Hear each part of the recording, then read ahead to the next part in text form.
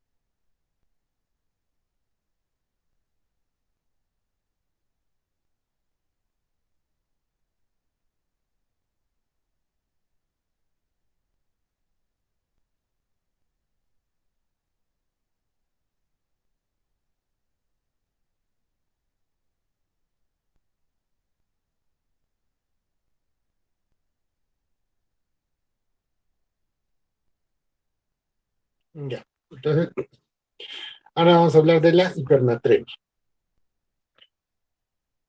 Entonces, la hipernatremia primero se define como la concentración de sodio mayor de 145 miliequivalentes por litro. En este caso, todos los pacientes con hipernatremia presentan hiperosmolalidad, que ocurre, bueno, con una pérdida de agua y no se compensa adecuadamente con su ingestión y rara vez se debe a un consumo excesivo de sodio. Es básicamente los pacientes con polidipsia psicógena, ¿no? Con los que ingieren agua de mar también, ¿no? La estimulación de la sed, que básicamente se usa para aumentar el consumo de sal, y el aumento de la hormona de la secreción de la antidiurética, son los dos mecanismos que regulan la hipernatremia. Cuando un paciente hipernatrémico está hipernatrémico, entonces aumenta nuestra sed y reduce nuestra diuresis, ¿no es cierto? Las células a nivel del hipotálamo son las que perciben estos cambios. Lo que desencadena el mecanismo del sed. El hipotálamo es el que controla el mecanismo del sed y obviamente esto ocasiona que el paciente ingiera agua. Es prácticamente imposible desarrollar hipernatremia en el contexto de un mecanismo de sed intacta, con exceso adecuado del agua. O sea, una persona tiene agua y tiene ninguna alteración a nivel hipotalámico, entonces no es posible que haga hiponatremia. Perdón, hipernatremia. Sin embargo, la hipernatremia es más frecuente en quienes, ¿no? En niños, en ancianos y en pacientes críticos. En los ancianos puede llegar a ser hasta un 60%, obviamente en los diferentes grados, y en los niños un 20% es aguda y un 10% es crónica. Los síntomas graves se presentan a partir de 158 mil equivalentes. Normalmente nosotros vemos hipernatremias de 150, 151, pero a partir de 158 hay compromiso clínico y a partir de 180 la mortalidad es mucho más alta. Entonces, ¿por qué se produce? El primer término, cuando perdemos tanto agua y minerales, ¿no? Entonces, se produce una pérdida combinada, pero siempre lo más importante es la pérdida de agua. Entonces, ¿qué tenemos acá? Causas renales, presión está asociada al consumo de medicamentos, ¿no? Entonces son la glucosa, la urea y el manitol, ¿no? La glucosa en casos de hiperglicemia, el mannitol en casos de los pacientes con traumatismo cerebrovascular. Y extrarenales los pacientes con diarreas copiosas que son más frecuentes en niños. Y en casos, es decir, en casos de sudoración excesiva, básicamente asociadas a los golpes de calor. Tenemos cuando hay pérdida de agua pura, ¿no? Pues al final tenemos causas renales, tenemos la diabetes insípida central, que es un déficit de producción de vasopresina, la diabetes insípida nefrogénica, que es una resistencia a la vasopresina, y en el caso de la nefrogénica, se debe asociado a fármacos. ¿Quiénes están en la cabeza? El litio, bueno, que no se usa mucho, los aminoglucósidos, que sí se usa todavía, la anfotericina B, y algo muy importante, los hipoglicemiantes orales. Entonces pueden ser hipernatremias por pérdida de agua. Extrarrenales, intubación mecánica, quemaduras y los famosos golpes de calor, ¿no? En este caso se debe básicamente a pérdidas cutáneas y respiratorias, ¿no? Pues está la intubación y por eso está las quemaduras. Y el aumento del sodio, básicamente son raras y se debe, uno, a iatrogénico, que es por corrección de hiponatremia, usando, ¿no? Suero hipertónico, bicarbonato. El bicarbonato tiene indicación, no se usa distintamente. La nutrición parenteral, cuando hacen una mala corrección, una mala evaluación de las fórmulas. Y diálisis con líquidos hipertónicos. En otras palabras, esto ya se ha solucionado porque usan bases neutras. El ahogamiento no pasa nada, el síndrome de Cobb, el síndrome de Cushing, que no son causas muy comunes. Entonces, este es un cuadrito que resume las tres causas, ¿no? Pérdidas mixtas, pérdida excesiva de agua, exceso de sol. Pérdidas mixtas, y muchos, ¿no? Diuresis, glucosa, mannitol, diarrea, sudoración, exclusiva de agua, diabetes insípida central y nefrogénica, extrarrenal, muchos, ¿no? Las cutáneas y las respiratorias, y exceso de sodio con el Cushing, y las sustancias hipertónicas en la diálisis. Bueno, este es un cuadro donde más o menos resumimos todo. Les dije, ¿no? Diabetes central, nefrogénica, diuréticos de asa, los vómitos. Es importante acá en esta causa gastrointestinal considerar primero el drenaje nasogástrico. O sea, los pacientes están con sus drenes, con sus ondas, pueden hacer hipernatremia. Las fístulas, que son relativamente comunes. Los terceros espacios, básicamente es asitis en este caso, y las diarreas, ¿no? Y el uso de la lactulosa. Entonces, hay pacientes que, bueno, tienen problemas de constipación y, bueno, como es fácil acceder a medicamentos, pues compran su lactulosa, ¿no? Y hacen una hipernatremia por pérdida.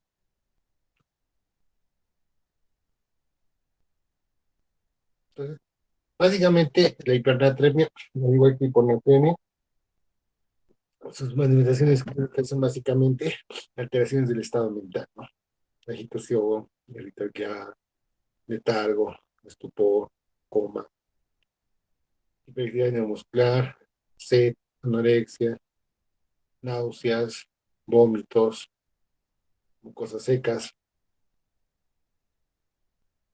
En los pacientes en los cuales la causa es una desnutrición, básicamente tienen pues hipotensión y como un mecanismo de reflejo la taquicardia, ¿no es cierto? En ancianos ya con valores de 160, tenemos que son relativamente, ya empieza a haber un deterioro del sensor y se caracteriza por un síndrome hiperosmolar, que se caracteriza por una toxicidad mayor de 310 y una osmolaridad mayor de 320. Te da unos síntomas similares a la hiponatremia. Sin embargo, lo que se añade a estos pacientes es que tienen riesgo de hemorragias subaracnoideas o intracerebral.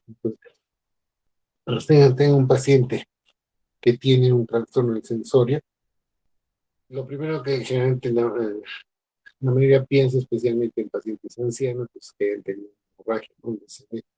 Pero ya les dije y a los chicos de la práctica les he dicho que un trastorno del sensorio en un adulto siempre tienes que hacer electrolito, ¿ya? Independientemente de que tengas que hacer una tomografía, porque son las causas más comunes, ¿no? Especialmente, bueno, si el paciente es hipertenso, diabético, etc. Entonces, ¿por qué se, se presenta la clínica por una deshidratación celular? Obviamente esa deshidratación es más evidente, más marcada a nivel neuronal. Y por eso hemos dicho que esas manifestaciones aparecen hipernatremias mayor de 160 o cuando la probabilidad plasmática es mayor de 350. Entonces, por eso es que hay que sacar la osmolaridad plasmática. Entonces, el diagnóstico también implica pruebas secundarias. Las básicas son glucosa, porque estamos buscando hiperglicemia, bueno, urecreatina para hablar el compromiso renal, la osmolaridad que ya les dije. Orina se debe buscar sodio urinario, potasio urinario, osmolaridad sedimento, y otros son el hemograma para buscar básicamente problemas infecciosos, calcio, el perfil tiroideo, porque también es frecuente el hipernatremia en pacientes con hiper o hipotiroidismo, pruebas de imagen para ver la cronicidad y función suprarrenal para ver síndrome de Cushing. Entonces, en este gráfico lo que vemos, ¿no?, es que tenemos un paciente hipernatrémico. La primera es que evaluar la volemia, ¿no? Hipovolémico significa que ha perdido tanto agua como sal. El volémico que básicamente ha perdido agua. Y hipervolémico que tiene el agua aumentada y que tiene el sodio aumentado, los casos que hemos dicho, ¿no es cierto? Una vez que hemos determinado la volemia, tenemos que medir el sodio urinario. Cuando el sodio urinario es mayor de 30 milimoles por litro, podemos presumir en uso de diuréticos, obstructivos, un daño renal clínico. Cuando es menor de 30, nosotros tenemos pérdidas extrarrenales, exceso de sudor, quemaduras, diarreas, fístulas.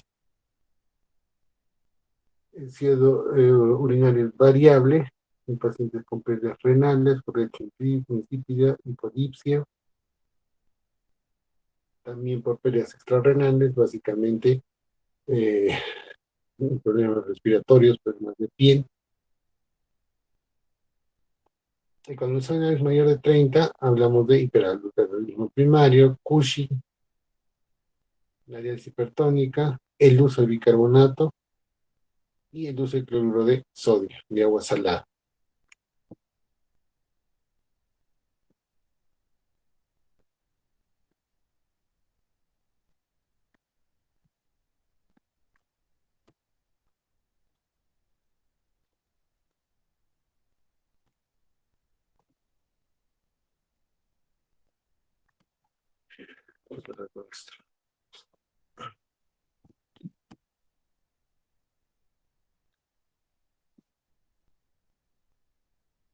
Entonces, ¿qué tenemos que hacer, no? Si tenemos un paciente hipovolémico, que se traduce en, en el líquido extracelular bajo, tenemos que primero recuperar la volemia.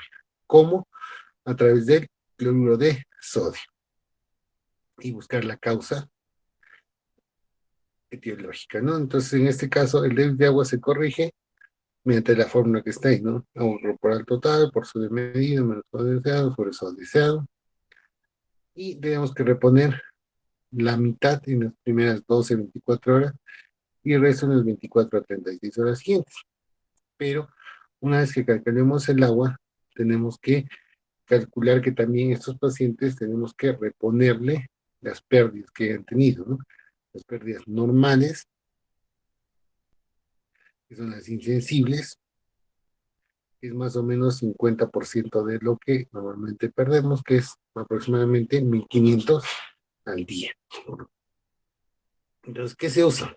Se usa suero salino, hipotónico, es decir, al 0,45, destroza al 5%, o usamos agua oral, ya entonces tomamos agua libre.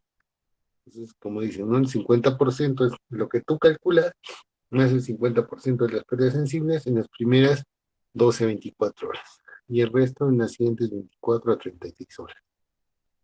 Cuando es eubolémico, igual se corrige el déficit, también se administra agua dextrosa 5 o oral. En este caso sí hemos llegado a la conclusión que es una insípida, una diabetes insípida central. El tratamiento es vasopresina. Y nosotros cuando corregimos, obviamente tenemos que monitorizar al paciente, porque de un cuadro de hiper nos podemos pasar a un cuadro de... El tratamiento a largo plazo es dependiendo de la etiología. Si es una diabetes insípida nefrogénica, tenemos que suspender los fármacos y se usa básicamente diuréticos. En este caso son las hidroclorotiazidas. Diabetes central, desmopresina, 5 a 20 microgramos intranasal.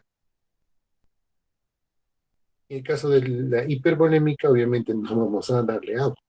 Tenemos que eliminar. ¿A través de cómo?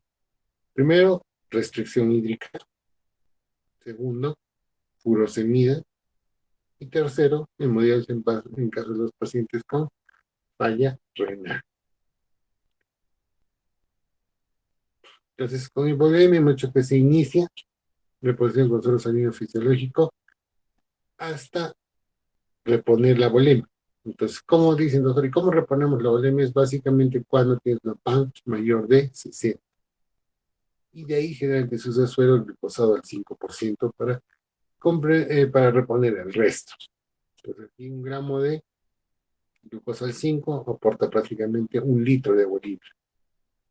Al 0,45, 0,5 y el glucosalino, que es básicamente la glucosa con hipersodios, 0,66. Paciente hipervolémico, como no nos interesa darle sodio, hacemos la reducción con glucosa al 5% más diurético. En este caso es más diuréticos, con un bolo de 40 miligramos y posteriormente 20 miligramos cada 8 o 12 horas para producir un descenso. Si en 12 horas el paciente no ha disminuido su hipernatremia o es una hipernatremia refractaria, es candidato.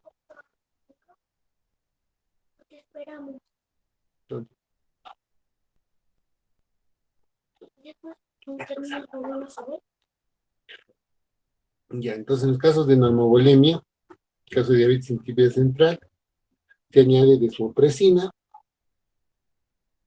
por vía nasal o por vía oral. Y en la nefrogénica, la dieta es pobre en sodio, es una dieta hipoproteica. Ahí se usa hidroclorotiazida. Y se usa la medicación causante de la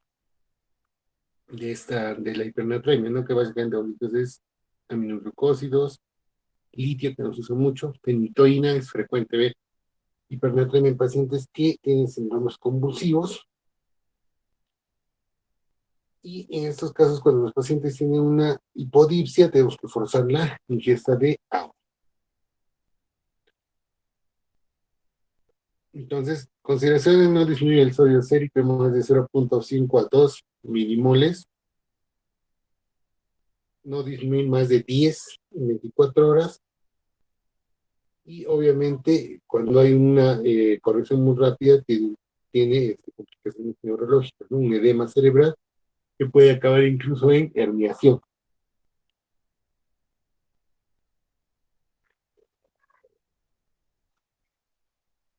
Cuando son pacientes con hipernatremia severa, 170, 180, el control del sodio es cada 2 horas y nosotros reducimos la intensidad cuando el valor llega a 145. ¿Ya? Entonces tenemos que evaluar 3 cosas. Bueno, en este caso más 5 cosas: osmolaridad plasmática, urinaria, hormonal urinaria tras restricción hídrica y ADH plasmático. Pero la hormonal plasmática, obviamente, en la central y en la incipia están aumentadas, en la política reducida, la urinaria reducida en las tres, determinación de antidiurética, ahí es importante, cuando es un paciente normal, está mayor de 300, en la central mayor de 300 y en la insípida menor de, sin cambios o menor de 10.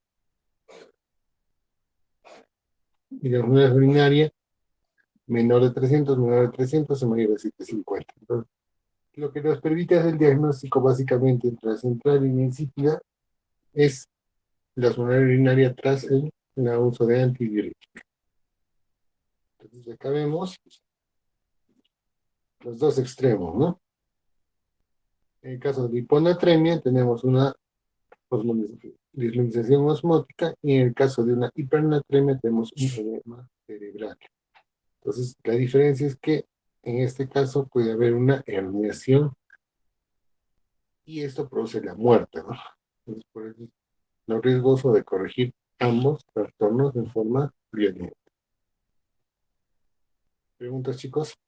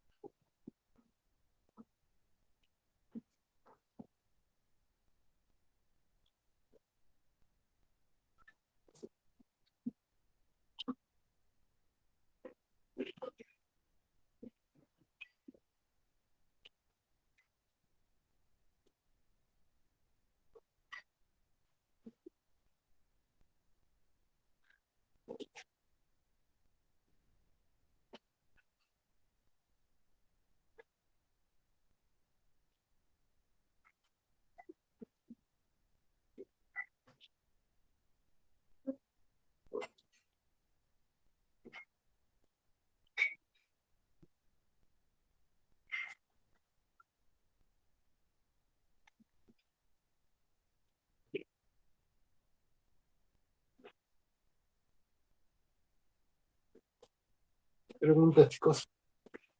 Ya. Entonces vamos a hablar ahora de trastornos del potasio. Entonces la hiperpotasia, ¿no? Pues sabemos que el potasio es el principal ion intracelular, aproximadamente 3.500 miligramos por litro, siendo obviamente su mayor depósito a nivel intracelular. Solamente el 2% es extracelular y el organismo regula su balance mediante la ingesta y la eliminación. Entonces, normalmente en la dieta tenemos ingresos de 600 a 900, a 100 mil equivalentes por día. Y nuestros egresos son aproximadamente la misma cantidad, ¿no? En la orina prácticamente todo, el 92%, y en las heces el 10%.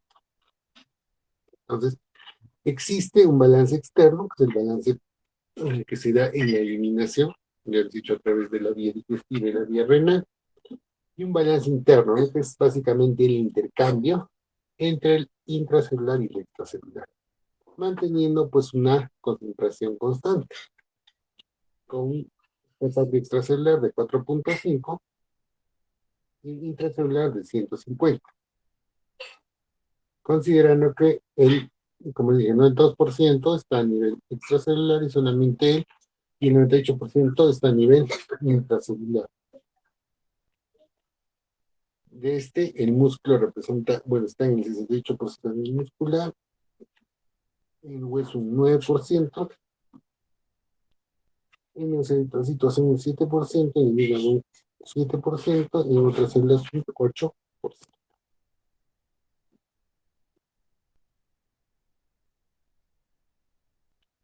Entonces, para que el potasio disminuya un equivalente, la pérdida total debe ser mayor de 200, entre 100 y 200, ¿no? O sea, normalmente nuestro balance es 100, porque hablemos de hipocalemia, tenemos que hablar que es menor de entre 100 y 200. Entonces, el potasio tiene muchas funciones. Primero, es la regulación del volumen intracelular. Segundo, la regulación del pH.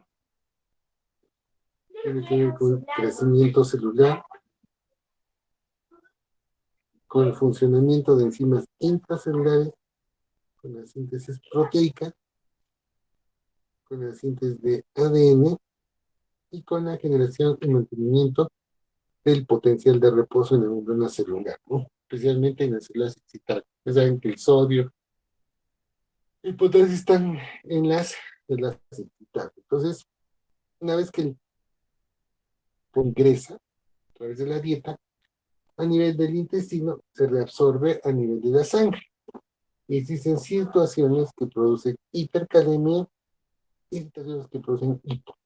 Entonces, las situaciones que producen hiper son la acidosis, hipertonicidad, el ejercicio, la destrucción celular, los beta 2 antagonistas, los alfa agonistas, déficit de la insulina. Y los que producen hipo son la alcalosis, los beta 2 adrenérgicos, la insulina, la aldosterona y los alfa 2 antagonistas. Entonces, en los pacientes que tienen una acidosis metabólica orgánica, es decir, no es láctica, el amortiguamiento que hace, ¿no? Que hay un equilibrio y lleva el potasio al extracelular. Pero en los pacientes que tienen pérdidas digestivas, incluso pueden haber cuadros de hipocalemia. La acidosis respiratoria no produce hipercalemia en forma tan aguda, pero esta puede ser grave cuando es mantenida o prolongada. Cuando es prolongado se ve. Entonces, son pacientes que para corregir eso requieren ventilación. Una entidad patológica relativamente común ahora es la acidosis láctica o la cetoacidosis, ¿no? Debido a que el anión que acompaña el hidrógeno, que es el lactato, los cuerpos cetónicos, ingresan al interior para mantener la neutralidad, ¿no? Pero al mantener esa neutralidad, ¿qué pasa? Como son ácidos, producen caída del pH y caída del bicarbonato intracelular.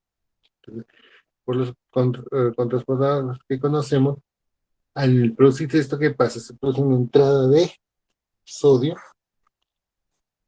¿Y esto qué pasa? Incrementa la actividad de sodio, potasio, TPasa, lo que favorece la captación celular de potasio, ¿no? Entonces, en lugar de producir la salida. Entonces, estos pacientes no hacen tanta hipercalemia. Entonces, hay mucho que la alcalosis tiene efectos opuestos, ¿no? A la acidosis metabólica. Entonces, en los pacientes diabéticos existe una deficiencia de insulina, una resistencia, una hiperglucemia y una hiperosmolaridad, ¿no? Entonces, ¿esto qué hace? Que se produce una salida de agua hacia el líquido extracelular. Entonces, esto produce la salida de potasio. Primero al haber menos agua hay un aumento del gradiente celular, ¿no? Entonces esto produce la salida del potasio de forma pasiva. Y la hipertonicidad también genera un gradiente de concentración que promueve la salida del agua al espacio extracelular con el consiguiente aumento de la concentración intracelular de electrolitos, incluyendo el potasio y produciendo una salida al extracelular, ¿no? Se llama eso un solvent track. Simplemente en este caso es por concentración de diferencia de concentraciones de potasio, en el segundo caso es por diferencia de osmolaridad. Los beta 2, cuando hay incremento de la actividad beta 2 adrenérgica, que estimula la anilciclasa, esta degrada el ATP a AMP cíclico, que es un estimulante de la sodio potasio ATPase, ¿no? Entonces, cuando se bloquea este efecto, se produce una hipercalemia. Y este efecto era más común, era más visto en pacientes cuando se usaban bloqueadores no selectivos, ¿no? Pero ya esto es cada vez menos porque hay bloqueadores selectivos y básicamente es cuando se dan bloqueadores más otras circunstancias puede aparecer la hipercalemia. El ejercicio produce hipercalemia, pero obviamente rara vez tiene implicaciones clínicas, ¿no? Y solo se ha visto que hay hipercalemias en estos pacientes de ejercicio cuando antes de tomar la muestra producen una presión a nivel del puño, ¿no? Entonces, esa es una forma de pseudohipernatremia.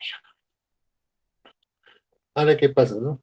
Entonces, estos pacientes tienen un retraso entre la salida del potasio durante la despolarización y la consecuente recaptación a través de las células a través de la vía de la bomba sodio-potasio de ATPase. Hay un aumento del número de canales de potasio que son inhibidos normalmente por la ATP, pero en el ejercicio intenso que se produce consumo de ATP, por lo tanto, se bloquea este efecto inhibitorio, ¿no? Se pierde. Y las variaciones son de 0.3 a 0.4 con caminatas lentas, de 0.7 a 1.2 con ejercicio moderado, inclusive puede llegar a 2 equivalentes después de un ejercicio extenso, ¿no? Que puede asociarse con cambios gráficos como en una acidosis. Este es el balance interno, donde vemos que existen a través de la bomba, existe la catecolamina, la insulina, la aldosterona, la acidosis, el ejercicio, ¿no? Entonces hemos visto que la acidosis produce la salida, ¿no es cierto? De potasio hacia el exterior. El ejercicio, la osmolaridad, los beta 2, los bloqueadores, la insulina. Entonces, por eso en los pacientes con hipercalemia les damos insulina para evitar este mecanismo, ¿no? Para evitar que el potasio salga y hacer que el potasio se quede adentro.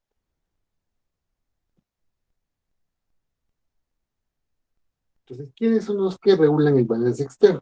El balance externo está regulado por el aparato urinario y por el aparato gastrointestinal, ¿no? Y en los casos que se pierda la función renal, quienes tienen un efecto muy importante es la parte,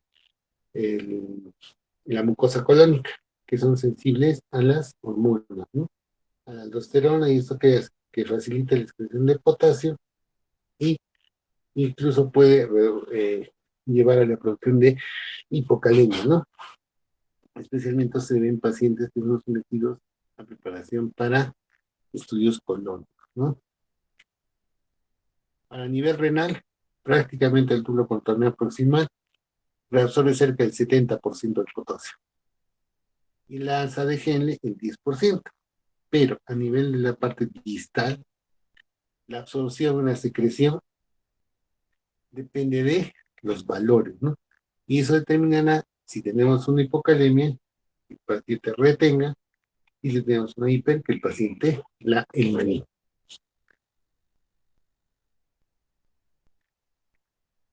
Básicamente, ¿por qué está regulada? Por la actividad de la bomba sodio-potasio de ATPase en la membrana vasolateral, ¿no? Entonces, en este caso hay un gradiente electroquímico que se genera como consecuencia de esta bomba, ¿no? Y es regulado también por las condiciones de permeabilidad de los canales ROM, que es Renal Outer Medullary Potassium, la concentración plasmática del mismo, y la aldosterona.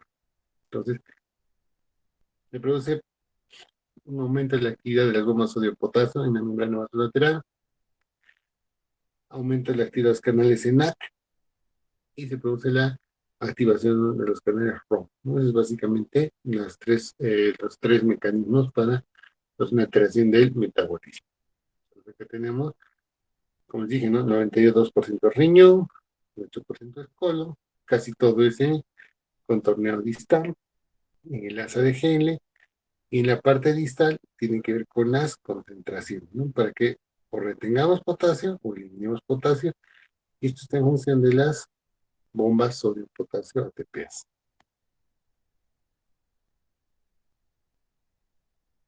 Entonces,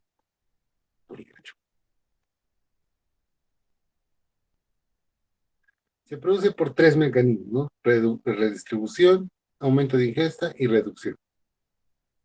Redistribución tiene que ver con los beta bloqueadores, de hiperglicemia, de hemólisis, el ejercicio intenso, la intoxicación por fluoruros, el mannitol, la parálisis periódica hipercalcémica, los aminoácidos, algunas hierbas,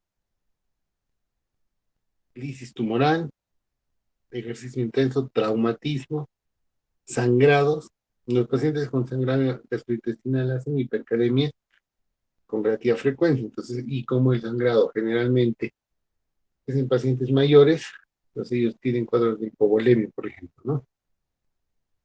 La ingesta, bueno, alimentos ricos en potasio, eso básicamente se ve en pacientes que se dializan, ¿no? Que consumen alimentos ricos en potasio en interdial.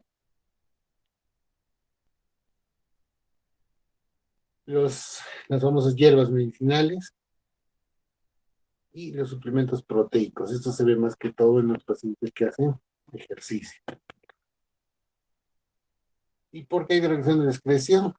Obviamente la lesión renal crónica, la lesión renal aguda,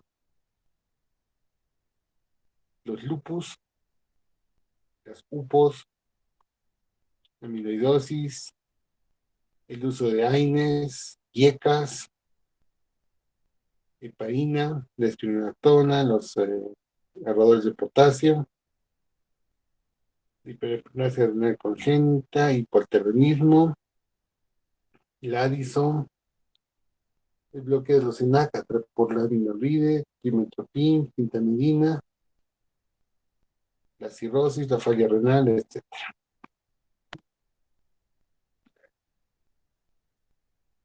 Entonces, las manifestaciones clínicas básicamente son producidas por alteraciones en el potencial de membrana de reposo de los tejidos excitables, como el corazón, el músculo y los nervios, ¿no? Por despolarización de la membrana, especialmente a nivel cardíaco. Clínicamente varía desde cansancio a trastornos severos de la conducción, ¿no? La rapidez en el cambio es más importante que el valor absoluto, por lo que generalmente las manifestaciones clínicas aparecen cuando el potasio sérico es mayor de 7. En pacientes crónicos y algo más baja en pacientes con hiperpotasemia aguda. Entonces se caracteriza por calambres, parestesias, debilidad, una parálisis flácida ascendente que podría semejar un síndrome de Guillain-Barré. Hay alteración de los reflejos osteotendinosos con preservación de los reflejos de los pares craneales, ¿no?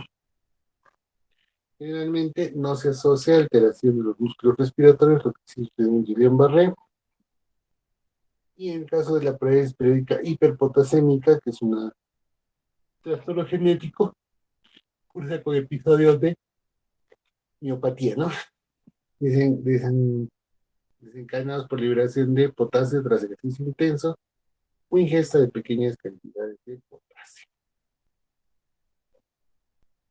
Como hay alteraciones a nivel de la membrana celular, hay en el enlentecimiento de la conducción ventricular con disminución del potencial de acción, ¿no? Se caracterizan por tener Ondas T picudas en valor de 6.5. Entre 6.5 a 7.5 hay una prolongación del intervalo PR. Y la onda P se aplana o desaparece. Y en el caso de valores de 7 a 8 hay un complejo QRS ensanchado. Mayores de 8 ya se presa asistolia, fibrilación, etc.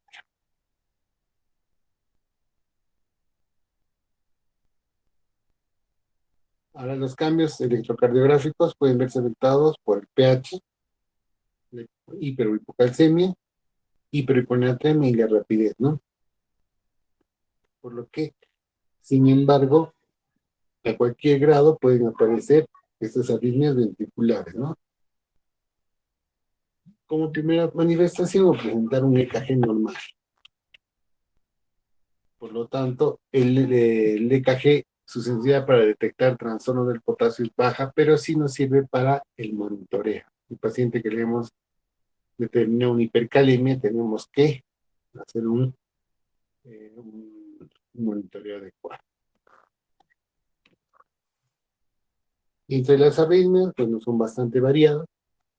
Tienen bradicardia, asistolia, taquicardia ventricular, fibrilación, actividades eléctricas y pulso. Y en pacientes portadores de marcapasos, una alteración de captura elevada en umbral de estimulación. Entonces, esto es más o menos lo que dice, ¿no? La tepicuda, la prolongación del intervalo y la asistolia, ¿no?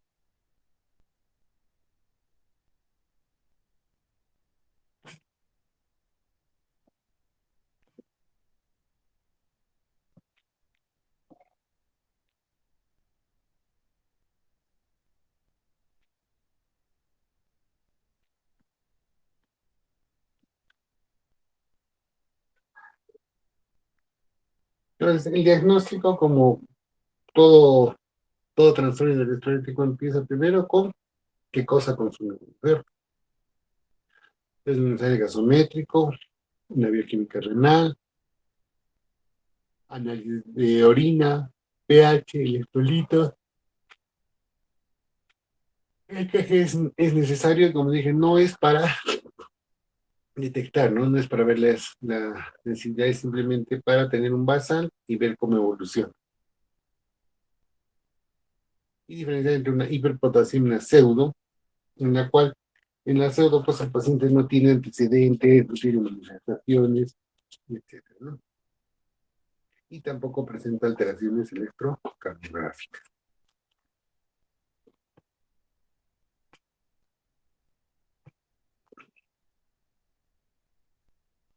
Tenemos que evaluar cuando son los pacientes crónicos, excreción urinaria de potasio en 24 horas. Cuando es mayor de 100, si la respuesta renal a hiperpotasemia es adecuada, hay una hiperpotasemia secundaria, redistribución, administración exógena, liberación tisolar, ¿no? Y valores de potasio en orina menores indica una respuesta renal adecuada. Ahora hay que evaluar el gradiente transtubular de potasio. Si es superior a 7, la respuesta aldosterona es adecuada. Y si es inferior a 4, hay una disminución de actividad mineralocorticoide, ¿no? Entonces, inferior a 4, déficit de mineralocorticoides o déficit de secreción tubular. Y superior a 7, redistribución, administración o liberación tisular, generalmente por lisis o destrucción, ¿no?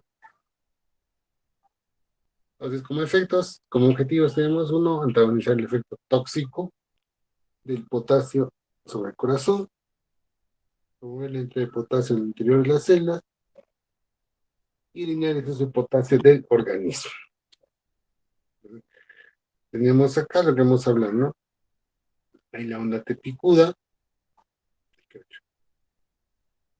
Entonces, tenemos al inicio, tenemos pacientes en bradicardia, o taquicardia, fibrilación, aunque pues la progresión no es así como se ve en el gráfico, ¿no? Pero lo vemos, primero vemos la onda tepicuda, Después vemos en el intervalo el ensanchamiento del PR y del QRS, ¿no? Después vemos la pérdida de la onda P, como ven acá, un ensanchamiento progresivo y al final una arriba. Sin embargo, en pacientes con potasio mayor de 6.5, lisis o sangrado, o si no hay síntomas signos de hipercalemia presentes, son pacientes de riesgo, ¿no? O sea, ¿por qué pueden hacer una parada cardiorrespiratoria? Y el tratamiento debe ser de urgencia. También aquellos pacientes que tienen potasios mayores de 5.5, pero con función renal elevada y evidencia de lisis tisular, ¿no? Rhabdomyolysis, traumas, etc. Entonces, los medicamentos son estos: gluconato de calcio, beta-antagonistas, insulina, bicarbonato. No usamos mucho los quelantes porque no los tenemos, los diuréticos y la diálisis como tratamiento final. Entonces, lo primero que se da a los pacientes es el gluconato, pero se les da por antagonizar el efecto cardíaco, ¿no? Hipercalemia. Solamente que tienen un efecto bastante corto, no mayor a 1 hora. El salbutamol sí se puede usar en nebulizaciones o se puede usar en PAPs, ¿no? Nosotros no tenemos, por ejemplo, en el seguro no tenemos salbutamol en gotas. Entonces lo usamos en PAPs. Usamos 2 PAPs cada 20 minutos. Tienen efectos desde 3 horas.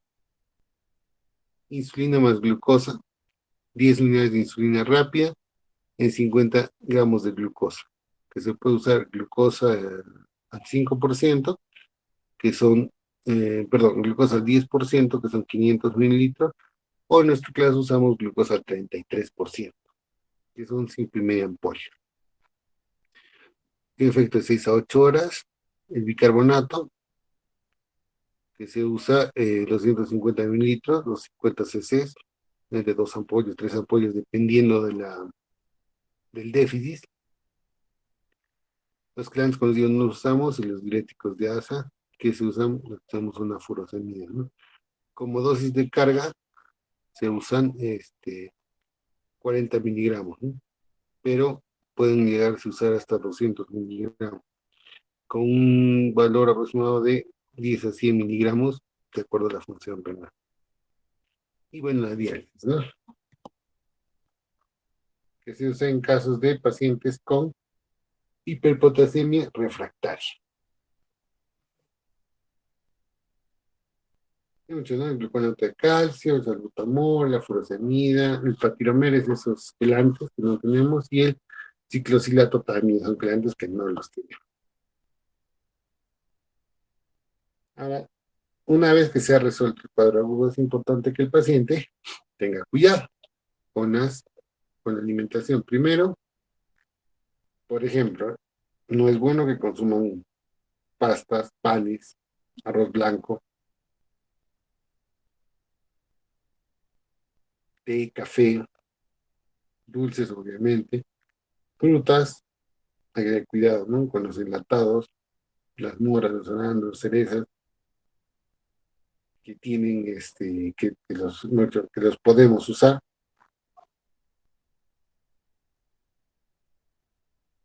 Pero los vegetales, bueno, prácticamente todos los vegetales se pueden usar, no hay limitación, ni siquiera los verdes. Las proteínas, que básicamente tienen que ver con pollo, pavo, atún, o sea, no carnes rojas. Las semillas sí, las nueces, almendras, los manís, chía, linaza, y se puede usar el queso cheddar o el requesón, ¿no? Que son que tienen poco potasio. Entonces, cuando tenemos un paciente con hipercalemia, bueno, tenemos que ver si hay lisis o no hay lisis. Después tenemos que ver el gradiente transtubular, que si es mayor de 100, mayor de 7 o entre 5 a 7, ¿no? Cuando es mayor de 7, tenemos que ver si es trata de redistribución, que es acidosis, hiperglicemia, beta bloqueadores, parálisis periódica, succinilcolina, arginina, intoxicación digitálica, que es importante por saber qué cosas toman los pacientes, la liberación tisular, que se asocia a ello, dije, ¿no? Traumatismo, lisis, quemaduras, radiomielitis y muy importante la administración exógena. Así el gradiente transtubular está entre 5 y 7. Tienes que evaluar uno si la función renal está conservada o si no está conservada. Si no está conservada, tienes que hablar por insuficiencia renal. Y si está conservada, un déficit mineralocorticoide. Este es básicamente el mismo algoritmo. Hipopotasemia, bueno, hay otro que es el catión más importante del organismo. Es fundamental para el mantenimiento de los tejidos, especialmente los orbitales, son músculos y cardíaco. Es más frecuente en pacientes hospitalizados que secundarias infecciones, trastornos de alimentación y prescripción de medicamentos. Y este porcentaje varía de un 3% hasta un 20%. Se caracteriza en leve, moderada y severa, ¿no? Se da tratamiento en la moderada y en la severa, en la moderada dependiendo de la clínica del paciente. Entonces, ¿por qué se produce? Primero por aporte inadecuado, por ingesta inadecuada, por pérdidas, ya sean renales o extrarrenales. Renales tienen que ver con las diarreas, con los drenajes, con los vómitos, los laxantes y el bicarbonato, ¿no? Entonces también se puede ver en pacientes que usan bicarbonato. Y renales tenemos la cirrosis tubular, la cetoacidosis diabética, los vómitos de diarrea con pérdida de cloro, la fibrosis quística, Cushing, hipomagnesemias, anfotericina, hiperaldosterona. Hay también por acción insulínica, acción catecolaminérgica, tenemos los fármacos, la parálisis periódica hiperpotasémica, ¿no? Que es básicamente es un trastorno familiar. En el caso de la catecolaminérgica, se supone un defecto beta-adrenérgico y esto aumenta la captación de potasio por las células hepáticas y musculares, estimulando la bomba sodio-potasio PPase. Cuando hay acción insulínica, hay una captación muscular y hepática de potasio exógeno o ante la carga de la glucosa en pacientes no diabéticos, ¿no? Entonces, puede ser eso. Entonces, lo que vemos es desnivel de onda ST y aparición de la onda U. Ese es mi hipopotasio. Diferente a lo que era en hipercalemia. Era onda T picuda, ensanchamiento del PR, ensanchamiento del QRS, aplanamiento de la onda P.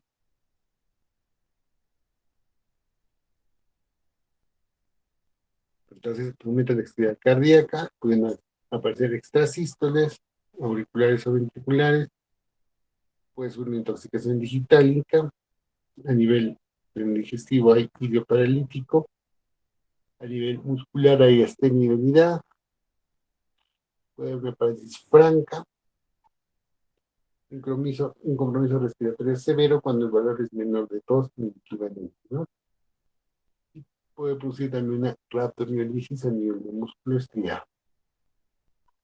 Entonces inhibe la aldosterona, aumenta la producción de renina, inhibe la secreción de insulina y produce la intolerancia a la glucosa. Entonces, en los pacientes a nivel renal producen una diabetes insípida con poliuria, polidipsia,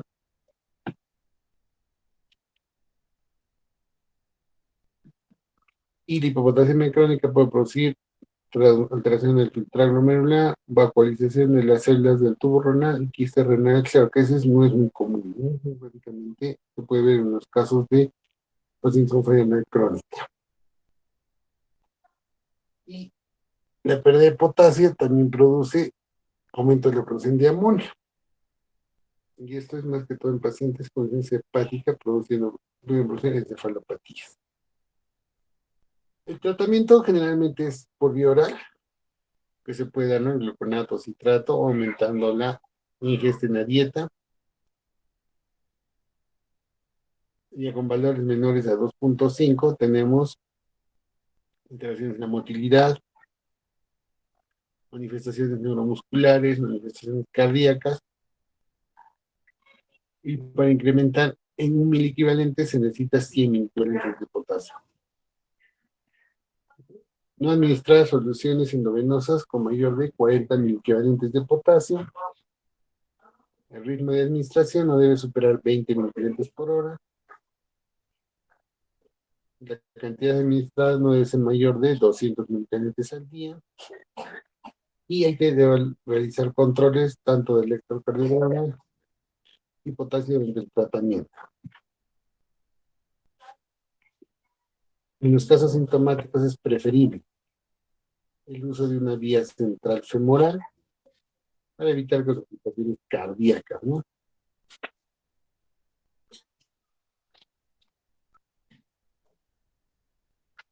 Entonces, hipopotasemia, primero valores menor de 3,5, tenemos que hacer historia clínica, buscar el potasio en orina, si está bajo, puede ser un aporte insuficiente, pérdidas es común, ¿no? Pacientes que usan hidroxiclorotiazida y usan furosemida pueden hacer hipocalemia, las dije, ¿no? Las diarreas, los vómitos. La diaforesis, que esto no es muy común, es con los golpes de calor. El uso de insulina cuando en exceso, el bicarbonato, mal usado, como les he dicho, ¿no? En las prácticas a veces ven que usan bicarbonatos con valores de 16, 15, 14, no, en una indicación, entre menor de 12. Ahora tenemos el gradiente transtubular menor de 4, diuréticos, la diuresis osmótica por glucosuria, manitoria. Cuando es mayor de 7, tenemos que ver el espacio extracelular, si es normal, pues hipertensión, si es bajo, tenemos que ver los índices.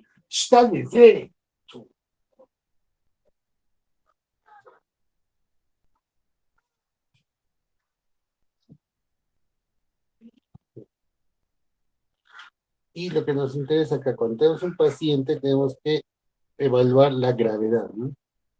Si son pacientes que tienen criterios de gravedad, se alteración cerebral, aplanamiento inversional T, onda U, cuando hay descenso del ST, prolongación del QTPR, arritmias, pacientes con cetoacidosis, trastornos de la ventilación. Entonces, el tratamiento es, pues, los famosos retos, ¿no?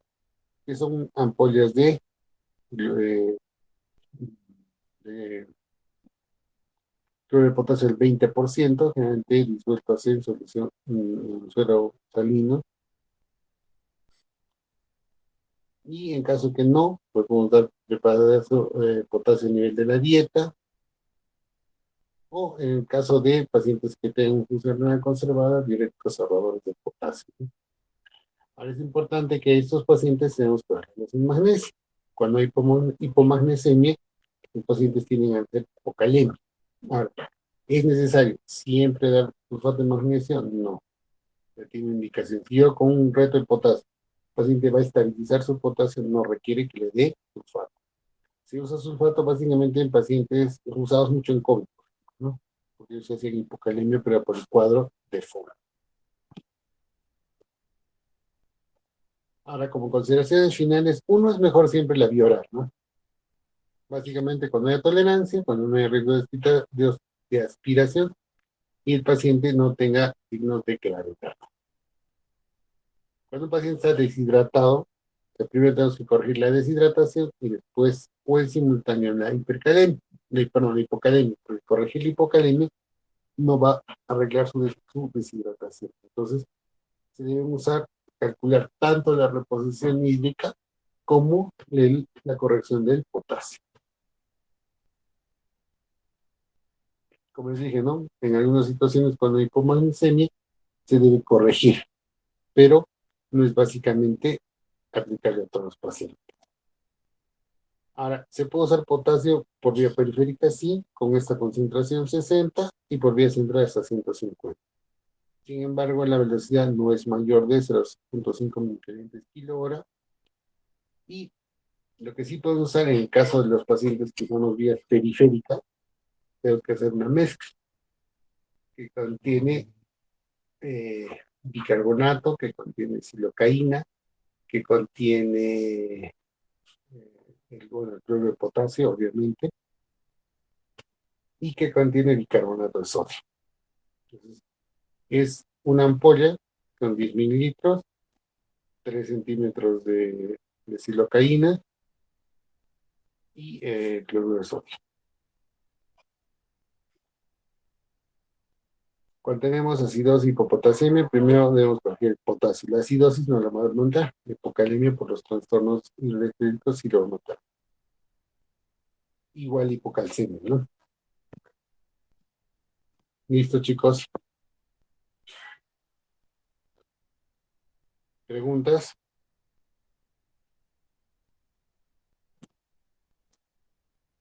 Todo claro, doctor. Ya. Entonces, a ver, el viernes va a ser el examen a las 12, ¿no es cierto? Sí, doctor. Entonces, tenemos que recuperar nuestra clase. Nos falta calcio, fósforo y magnesio, es lo último que nos falta. Entonces, tenemos que...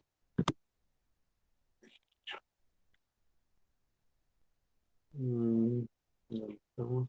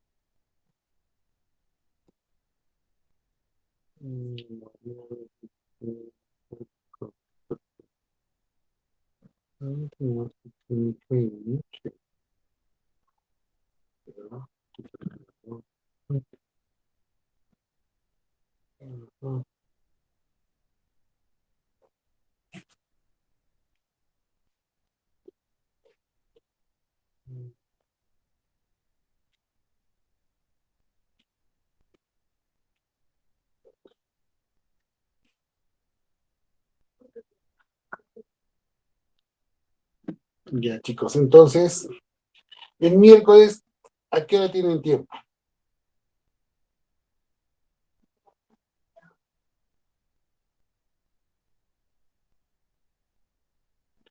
A ver, pónganse de acuerdo, ya me avisas. El miércoles tendríamos que recuperar, porque el martes sí tengo un poco difícil el martes. El martes tengo una emergencia, visita, clínica, noche. No, salvo que sea el martes en el hospital. Puede ser el martes en el hospital o el miércoles, que sería en la universidad. Ustedes me dicen cuándo, ¿ya? Está bien, doctor. Tendría que ser, si sería el miércoles, tendría que ser de 5 a 7, porque el resto de horas tenemos clases y el martes solo tenemos una hora disponible, que sería de 6 a 7. En martes de 6 a 7. A ver, martes,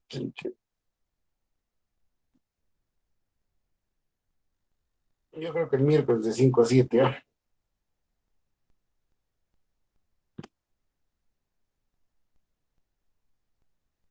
El miércoles de 5 a 7. ¿Ya? ¿Dónde? ¿Abajo? ¿En Collana? Eh, Voy a coordinar eso con mis compañeros todavía, doctor, porque creo que a algunos de mis compañeros se les puede cruzar con otras clases si es que fuera en el hospital. Entonces, voy a hablar primero con ellos y para poder coordinar la clase. Ya. Entonces, les dices, bueno, los chicos de mi grupo, por favor, mañana nos toca en la mañana en hemodiálisis, ¿ya?